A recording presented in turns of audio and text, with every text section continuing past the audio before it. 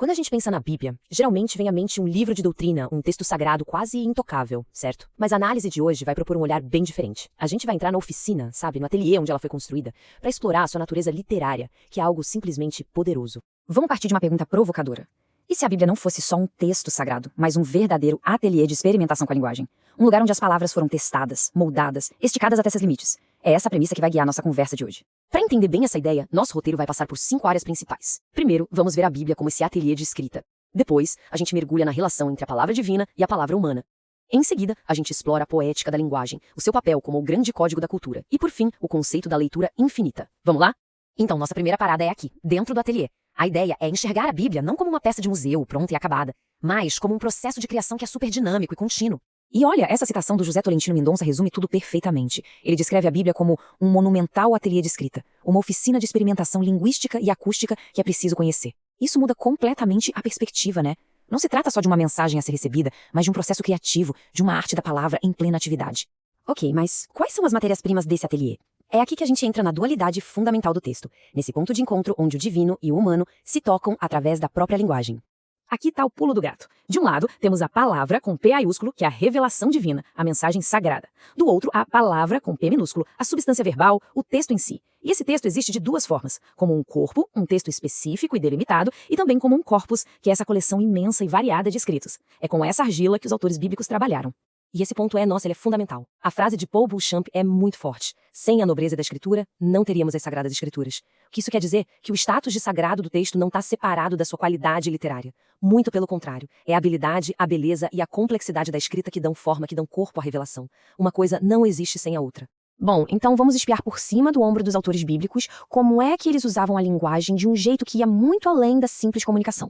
A gente precisa entender o que é poética nesse contexto. A poética bíblica é o poder que a linguagem tem, não só de descrever uma coisa, mas de ser essa coisa. As palavras deixam de ser só palavras e se tornam um evento vivo. Elas criam uma realidade própria. É como se algo acontecesse dentro da linguagem que a fizesse ganhar vida.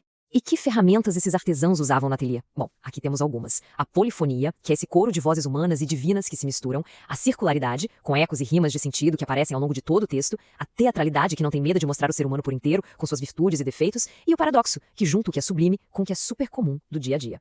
Agora, para ver isso na prática, olha que exemplo fantástico do livro dos Juízes. O texto está descrevendo o galope dos cavalos, e no hebraico original as palavras usadas são dehot, dehot. O som dessas palavras imita o barulho dos cascos batendo no chão. A palavra não está só descrevendo, ela é o som da ação. A linguagem vira a própria experiência. Incrível, né? E essa história do filósofo Martin Buber arremata tudo de um jeito brilhante. Um avô, que estava paralisado, começa a contar como seu mestre dançava enquanto rezava. E, só de contar a história, ele se levanta, começa a dançar também e fica curado.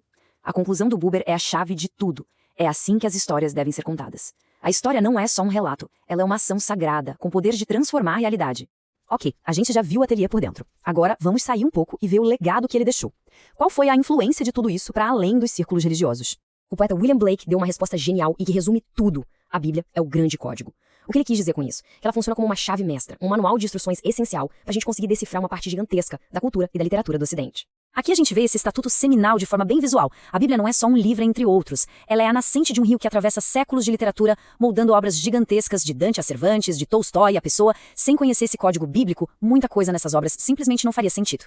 E agora a gente chega ao ponto final, que talvez seja o mais fascinante de todos. Esse ateliê nunca fechou as portas. O processo de criação continua até hoje, e todo leitor é convidado a participar. Essa frase em latim de Gregório Magno é a chave. Scriptura cum legentibus crescit, ou seja, a escritura cresce com aqueles que a leem. Isso nos diz que o texto não é uma peça de museu estática, parada no tempo. Ele é um organismo vivo, que continua se expandindo e gerando novos significados a cada geração de leitores. A tradição judaica tem um jeito lindo de ilustrar isso com os 4 níveis de leitura. Tem o pshat, que é o sentido literal, o remes, que é o sentido mais alusivo sugerido, o drash, que é o interpretativo, e o sod, o sentido secreto, místico. E o mais incrível, as letras iniciais de cada um desses níveis formam a palavra pardes, que em hebraico significa paraíso. A leitura é uma jornada para o paraíso. E aqui está o ponto crucial. O texto da Bíblia permanece aberto a infinitas interpretações, não porque ele seja vago ou incompleto, é exatamente o contrário. Ele permanece aberto por causa do seu excesso de riqueza, da sua profundidade que parece não ter fim. Isso tudo nos deixa com uma pergunta final para refletir, não é? Se a escritura realmente cresce com quem a lê, que novos significados, que novas dimensões ainda estão lá, esperando para serem descobertos por nós hoje?